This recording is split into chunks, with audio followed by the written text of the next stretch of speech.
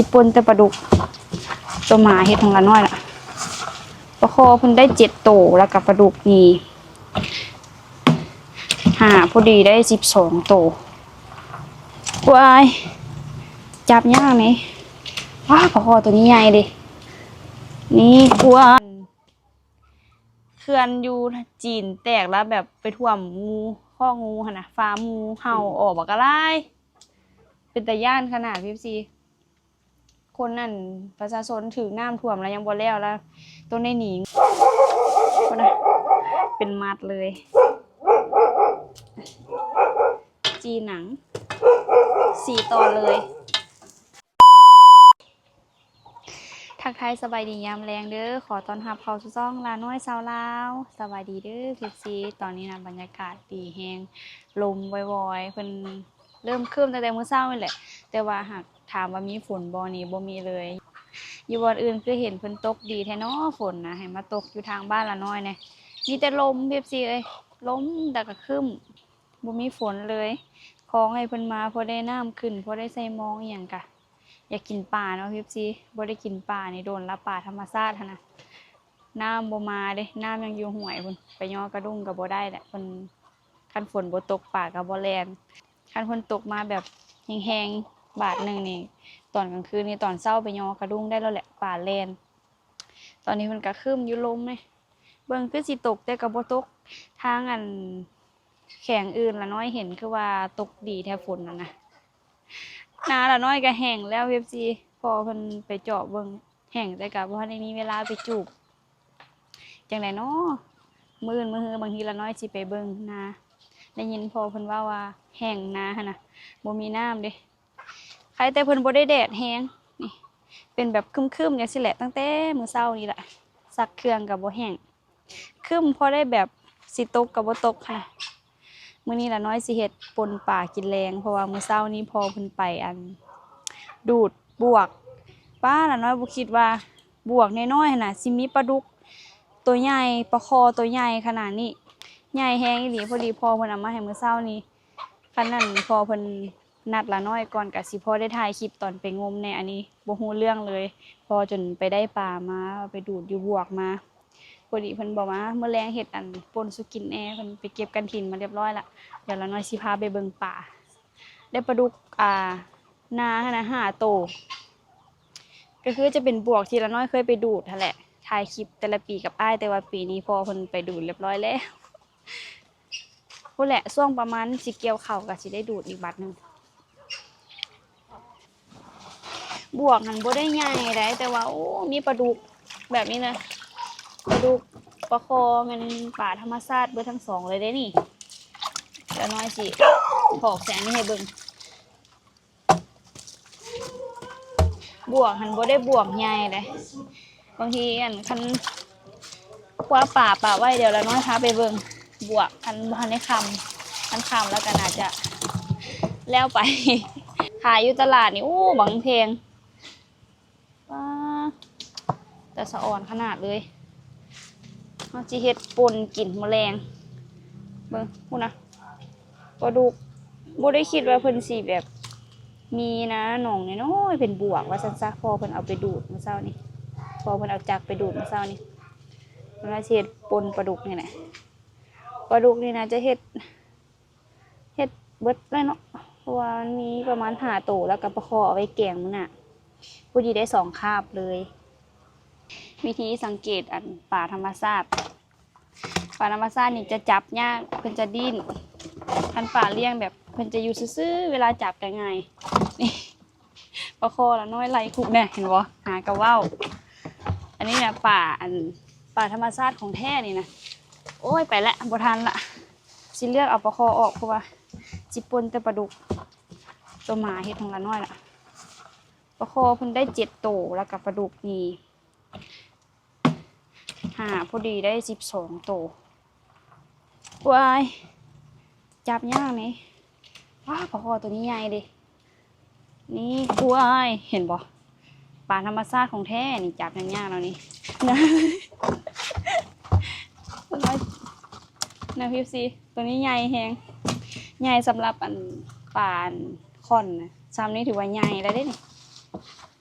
ปลาดุกนี่มันได้ฮอดครึ่งโลหรือฮอดได้โลนึงคนประจักษ์ดิอันนี้มีแต่ปลาดุกล้วนๆเลยปลาดุกนาปนปลาดุกนานี่แซ่บแท้ไอ้สาระตัวนี้โอ้มาฮอดพี่ละไวแท้เบิ่งไวขนาดโอ้ตะคอเสียเอาน้ำขังไว้อันแกงส้มน่ะ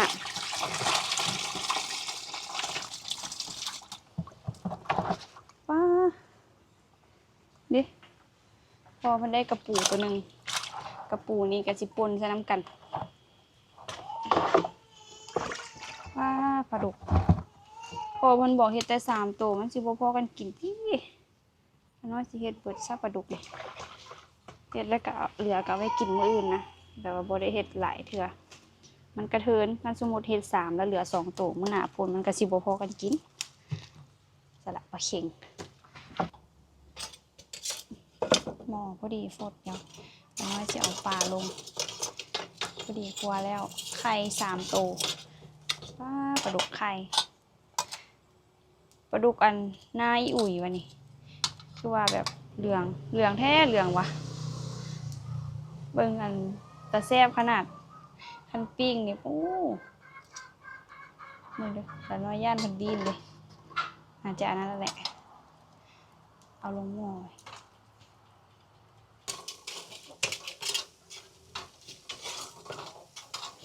ปลาดุกอีอุ่ย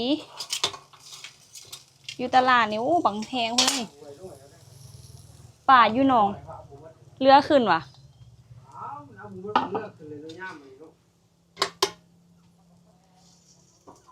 ป่าหนองอันป่าธรรมชาติแล้วเป็นเรือขึ้นฝนตกวังหนึ่งขั้นฝนตกอีกนี่นะจะเรือขึ้นอีกได้นี่แต่ว่ามีจิรีเลยฝนนะอยู่อันแถวอันทางภาคใต้แล้วก็สวรรณเขตคือเห็นตกดีแท้น้ำจนว่านั้นเนาะทางนี้แม่นว่ะออกฟังน้ำของมันบ่อ๋อน้ำเซทางอันพี่น้องเพิ่นอยู่อันสวรรณเขตน้ำออกฟังละป้าทางนี้คือว่ามีจิรีอันยังมาบ่ฮอดว่ะอีพอเห็นข่าวอันนั้นบ่อันเขื่อนอยู่จีนแตกแล้วแบบไปท่วมงูข้องูหั่นน่ะฟาร์มงูเห่าออกบักกะลายเป็นตาย้านขนาดพี่ซีคนนั่นประชาชนถือน้ำท่วมแล้วยังบ่แล้วต้องได้หนีงูอีกเห็นนั่นข่าวเพิ่นนั่นถืองูกัดก็มีงูเห่ากับมีงูเห่า900ปลายโตพี่ซีป้าแล้วน้อยเห็นเป็นตาย่านขนาดแล้วเบิ่งน้ำท่วมแล้วงูเฮ็ดสิขึ้นมานะงูเห่าแล้วน้อยเป็นตาย่านขนาดเจ้านายทานกินป่นอีกสำหรับเจ้านายผู้ดีเฮ็ดแล้วท้องลงงูเหลือมก็มีแต่ว่าเห็นอันหลักๆแล้วเป็นงูเห่าหลายกว่างูเอ้าเขื่อนอยู่จีนแตกแล้วแบบน้ำท่วมฟาร์มงูเห่าก็มีน้ำมันสิมาฮอดเฮาบ่เนาะบ่ฮอดอ่ะ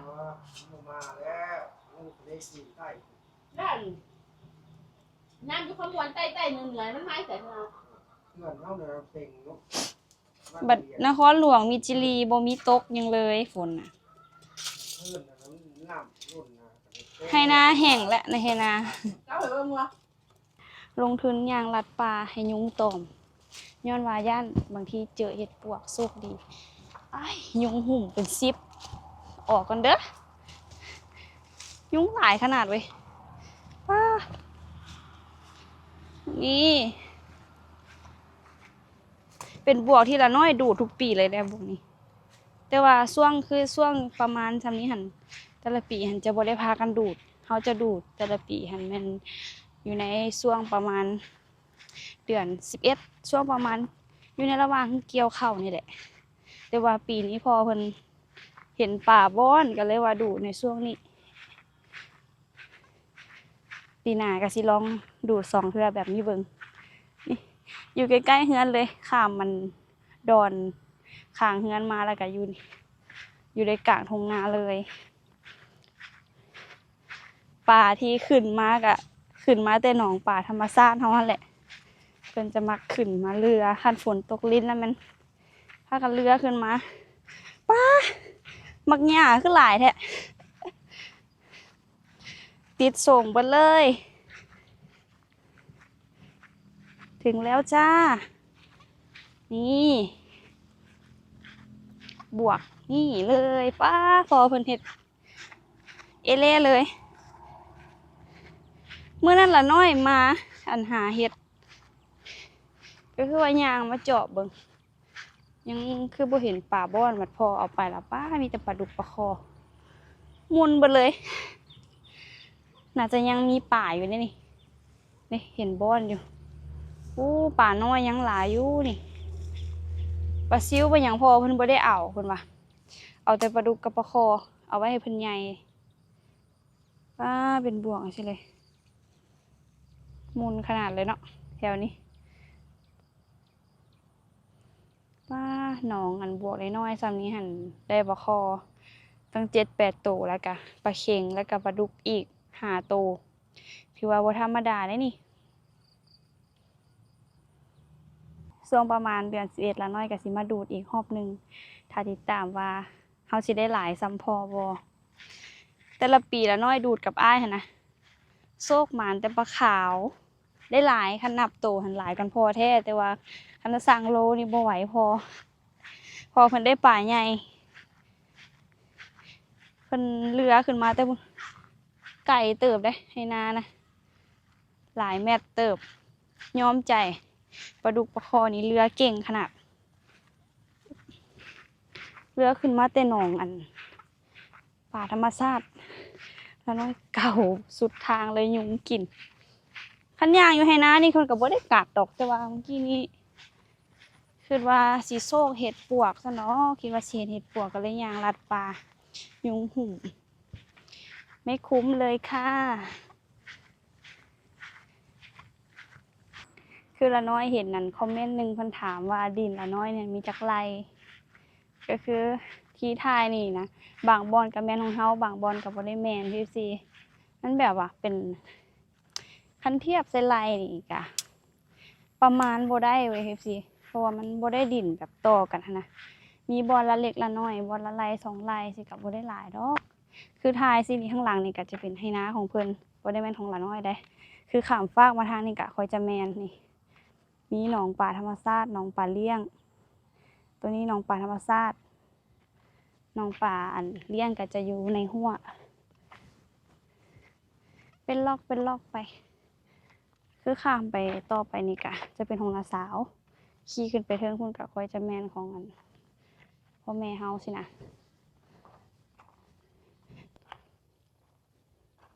ก็คือดินตัวนี้หันมันเพิ่นมาขอฝากไว้น้ำพอจะเป็นดินที่เพิ่นขูดออกจากหนทางเพื่ออันจะแปลงทางหั่นดิขูดออกจากอันห้องระบายน้ำหั่นวันนี้หลังจากที่เพิ่นเฮ็ดแล้วเพิ่นก็สิมาเอาไปถมคืนอันนี้ก็คือเพิ่นขอฝากเอามาทอไว้ดินนั่นพวกเฮาขอฝากก็ถือว่าหลายรถเติบแล้วนี่เฮาก็โชคดีไปคันเพิ่นขูดไปเพิ่นก็น่าจะเอาไปบ่เบิดก็สิลงเรืออยู่บ่ดีเอาไว้เป็นดินเฮาเลยถอกใส่เพราะว่าในอนาคตก็มีแผนสิถมแล้วเด้เพราะว่าแถวนี้น้ำท่วมพอดีย่างมาฮอดเฮือนป่าละน้อยกับพอดีเปื่อยเลย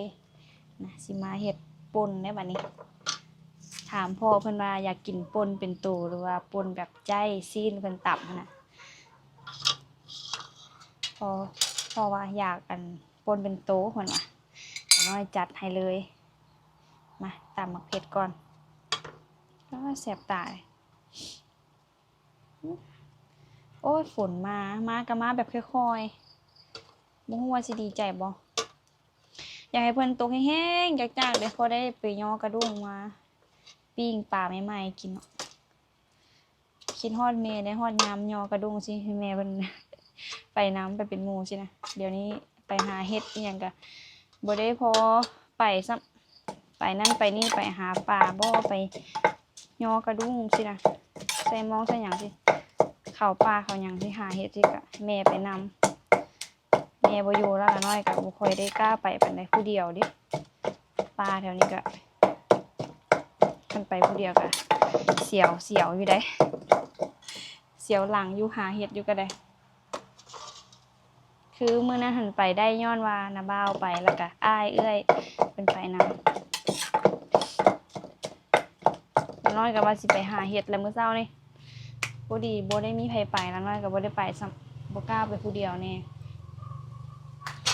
ฮอดยามหาป่าหาเฮ็ดแล้วคิดฮอดแม่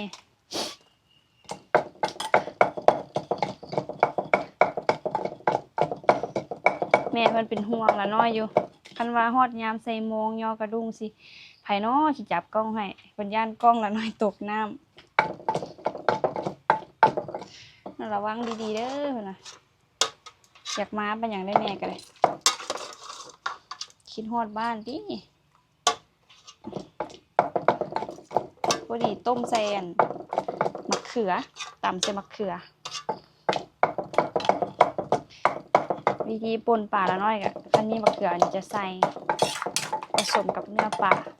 เพิ่มเนื้อปลาดิตัวใหญ่แฮงอีหลีตัวไข่มี3ตัวของก็นี่ป่นปลานี่เขาจะเอาหนังมาจีพร้อมวันนี้นะอยากก็ดีให้คนอันนี้เนาะดีอยากเครื่องแล้วก็แบ่ง3หัว1หัวตั้ง5แล้วก็โตนำนี่แต่แซ่บขนาดข้าวเหนียวฮ้อนๆมาคุยแล้วก็จีหนังกินกับพอเพิ่นไปเก็บกระถินมาเรียบร้อยแล้วเพราะนี่แหละอาหารบ้านๆแซ่บสุดเลยแล้วน้อยเลี้ยงง่ายอยู่ดอกคืออาหารประเภทที่มักสนใจแกงเห็ดป่นปลาแกงหน่อไม้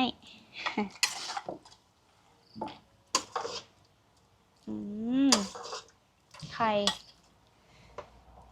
เอาฟองน้ำใส่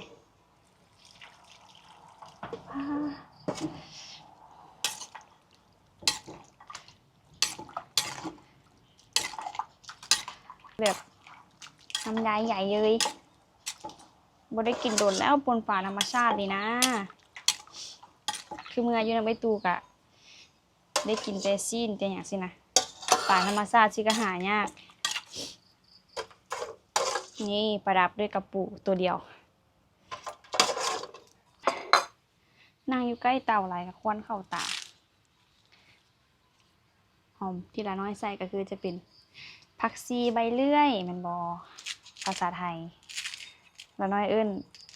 อันหอมเป๋ควันน่ะ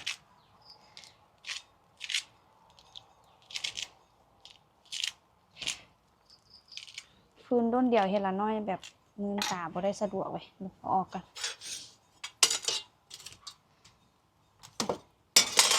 เร็วๆป่นปลาของเฮาแต่แซ่บแค่ว่า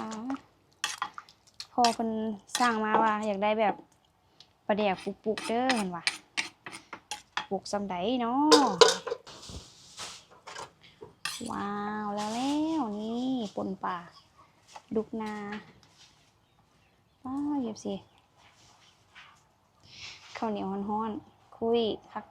กๆแล้วน้อยกินข้าวแซ่บอีกแล้วมื้อนี้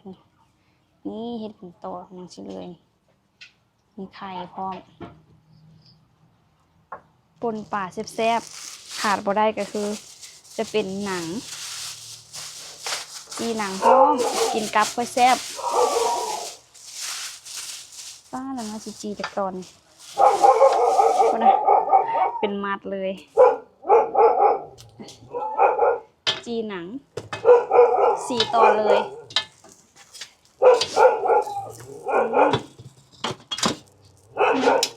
ควนเลยบัดนี้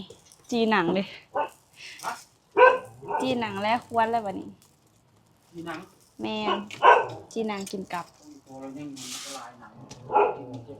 สิหามัดพุ่นน่ะซื้อไว้ก่อนเมื่อจะบ่ให้กินอีพ่อบ่เห็นติบ่กลับมาเฮือนแล้วอันนั้นยังอยู่ โอ้บางนัดบ่สุกซ้ำนี่ ป้าโซดำไปใส่แล้วเนาะ บ่เห็นแดง แล้วว่าเรากินแล้วอะไรจะตักไปให้เราแดงให้ เขาไปเอาได้ตัวหนึ่งตัวขอกับปลาดุกเลยนะตอนไปตาม พอยิงอย่างเมื่อกี้นี่ลูกย่างไปจนตกใจก็แล้วสิไปถ่ายคลิปอยู่ให้นะ โต8 ขีดป้าตัวบางไงเนาะโอ้ย เอา แส แล้ บ วขึ้น ตา มาช่องโตเรียนกันอยู่แคมป์ผมว่าเป็นบิ๊กเมย์มันมาอาดกูแท้ว่ะ ยิงเอาเลยเห็นว่า ว่าปุ๊บรอดท่อมันก็นะ อึ๊บ ท่อมันตายนะ ป้า คือบ่แซ่บคือถ้าฟาดปลาธรรมชาติเนาะ เอาอันกระปูปกหน้าก่อนป้าป่าหาโตพอดีได้เต็มถ้วยบางไง มันไม่วีซ่าใดวีซ่าสะกดจิตนะ แมวนี่เด้ Ừ. เราไม่เห็นบุษ แท้ด จะกดกินนั่นแหละ ำฮะ เรากดกินไก่ จดกินได้แฮม อืม ความอาหาร เดี๋ยวจะบอกคนสะกดจิตเจ้าต้องย่างมาฮับก่อยแล้วนะเดี๋ยวนี้แต่ว่าสภาพมันเงียบใดอย่างใดเงียบอย่างใดคือว่าบ่มีนั่งมาทับถึงนะแบบเขาตั้งสมาธินะ ปนป่ากับกันทินนี่เข้ากันเนาะ พอจวนวิชาสะกดจิตนะเนาะ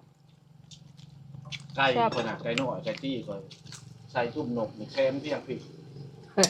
มันก็เอาลงมา แต่ว่านี่ตุ้มนกน่ะเฮ็ดได้ตื่นมื้อเช้ามาข้อขาดถ้ามันบ่ปอนหัวมันสิไปขุกได้ปะเพียงอึกนี่นะ เพราะว่ามันสะกดจิต นี่ แบบมันเงียบสงบแล้วไก่มันแบบหัวมีอย่างมันแบบมา แล้วกลางคืนมันก็นอนเอ้ย แบบมาสินะ โอ้ยกลางคืนมันก็นอนแล้วเนาะไก่เนาะ เอ้ยนอนแปะแคมแล้วมือมันจกปวด ปลาตัวโดดเพียงพี่ใดเพียงอึกพี่ใดแขนเนี่ย มันเต้นเก่งได้แมว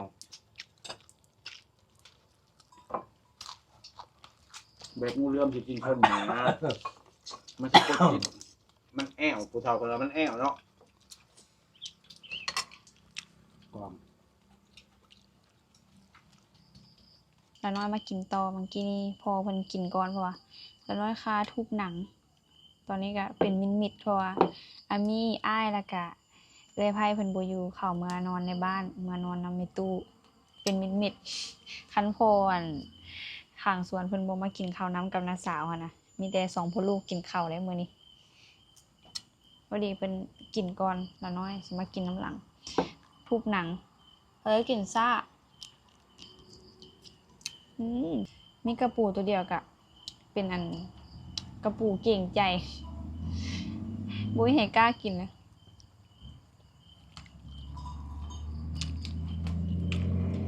แซ่บกระปูยามนี่มันดีเว้ย